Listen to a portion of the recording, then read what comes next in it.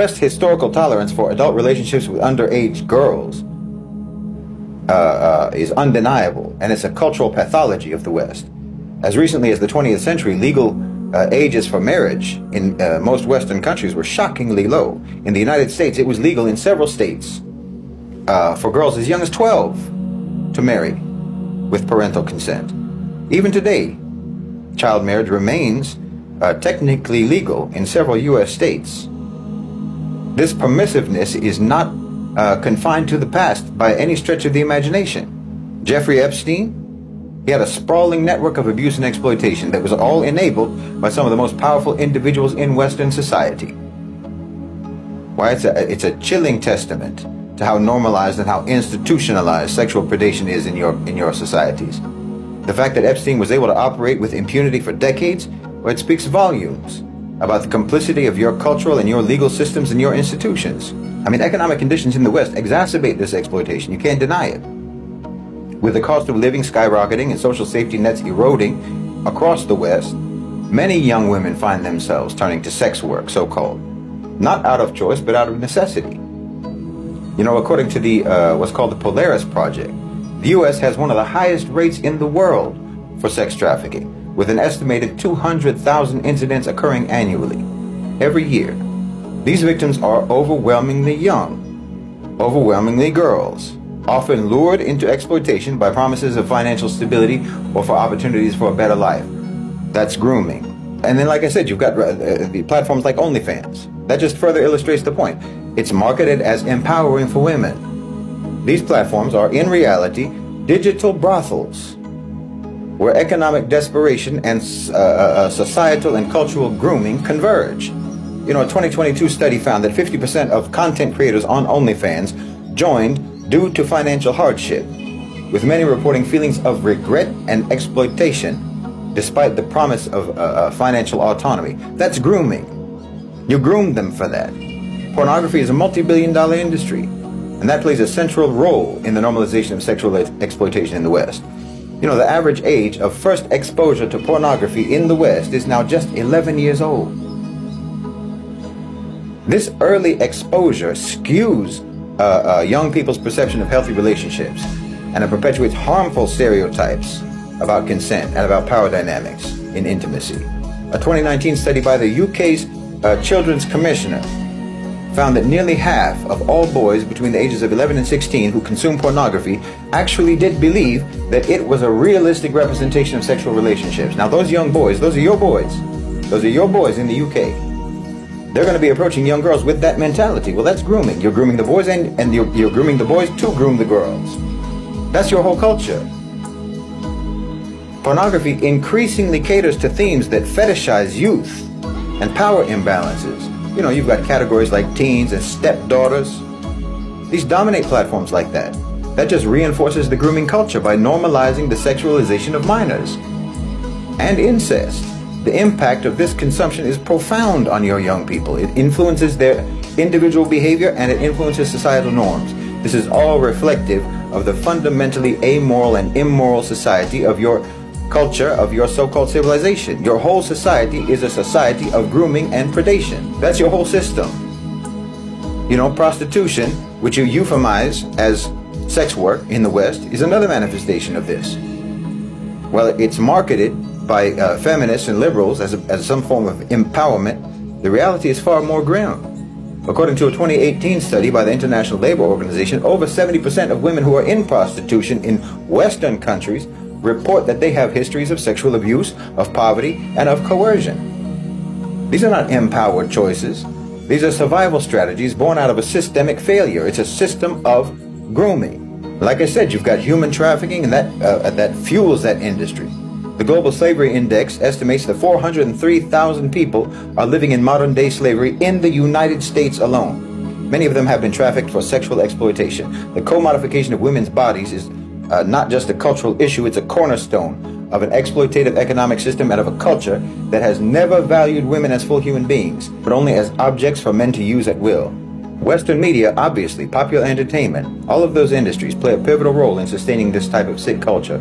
Films, music, and advertising, the advertising industry, marketing, and so forth, they glamorize youth and sexual availability while ridiculing modesty and ridiculing chastity.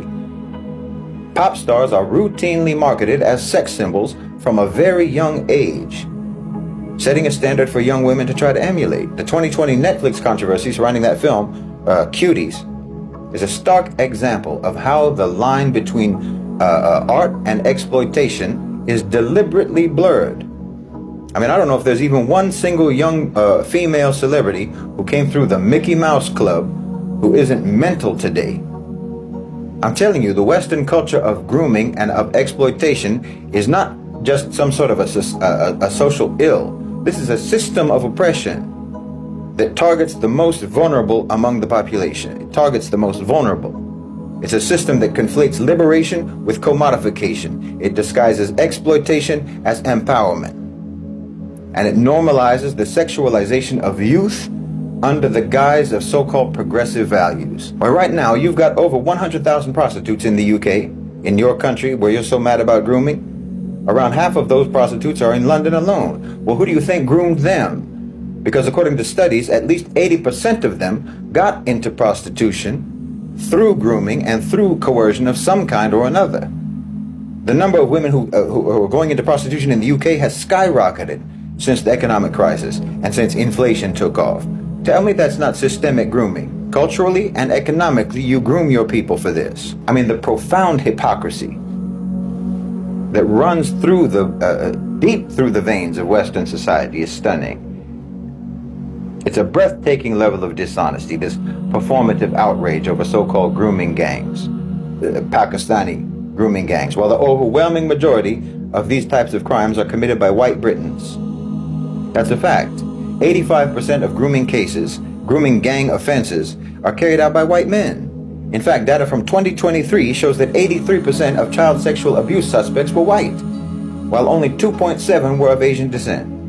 Grooming is your culture, not ours. If anyone whose heritage is from the Muslim world, or from Asia, or what have you, if any of those types of people are involved in these very British, very Western activities, well, these are just the ones who have successfully assimilated to your culture, that's all. I mean, look at the numbers. In 2023, out of 1,884 child sexual abuse suspects, 1,623 were white. That's an overwhelming 85%. The data tells us that in the first 3 quarters of 2024, there were 144 white suspects compared to just 31 British Pakistani suspects in group-based child sexual exploitation cases. That's grooming gangs.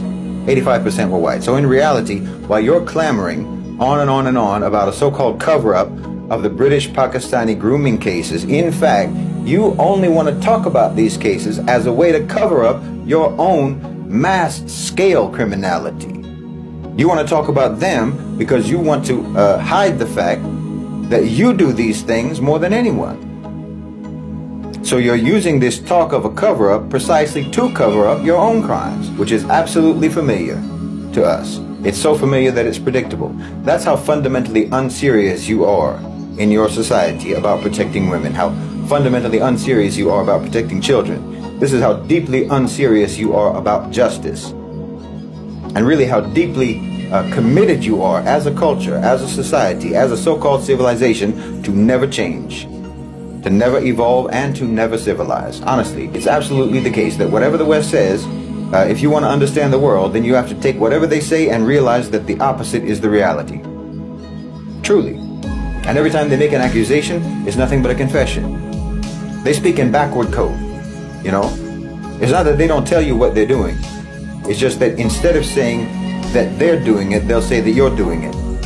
So that's how you can always know what they're doing, because they'll accuse you of doing the thing that they're doing. And anytime they say that things are a certain kind of way, well, you know that it's the opposite of whatever they said. Just read everything that they say backwards. Just read everything that they say backwards and you will understand what's really being said. It's like those, remember when they used to get those, find those satanic messages that they would play backwards? When they would play a song backwards, they would find satanic messages in the lyrics. Well, that's every pronouncement that the West ever makes. Just play it backwards and you'll hear the satanic message that they're really telling you.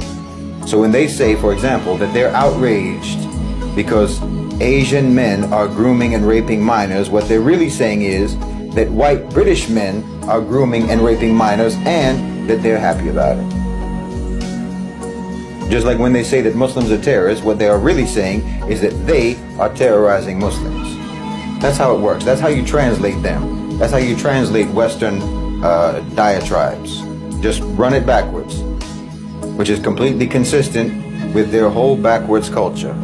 Your so-called civilization is a grooming civilization. It's an exploitative civilization, abusive, predatory, and sociopathic on the micro level and on the macro level. You ruin your own people, and you corrupt your own people, and you ruin and you corrupt any people who come to live with you.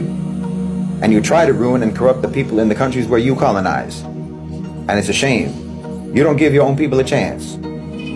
Wallahi, it's a shame. You don't give your own people a chance. You don't give your own people the tools.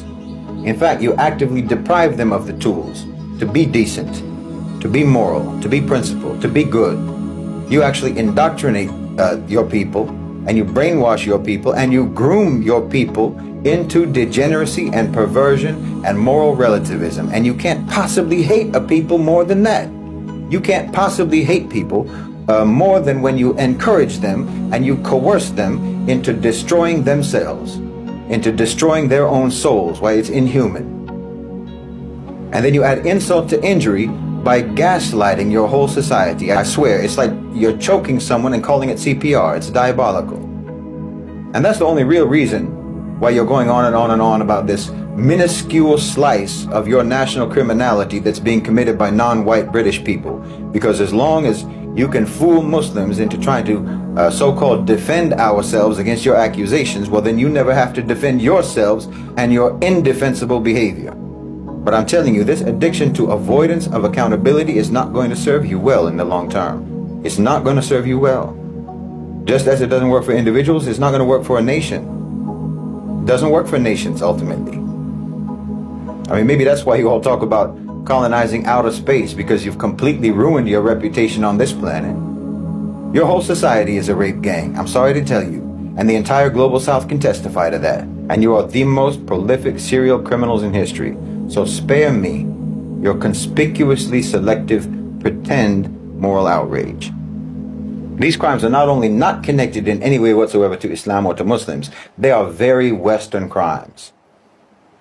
And the truth is that in Islam, we know very well how to deal with people who commit these kinds of crimes. So if you want to extradite your criminals over to us, to our lands for punishment, well, we'll take care of it.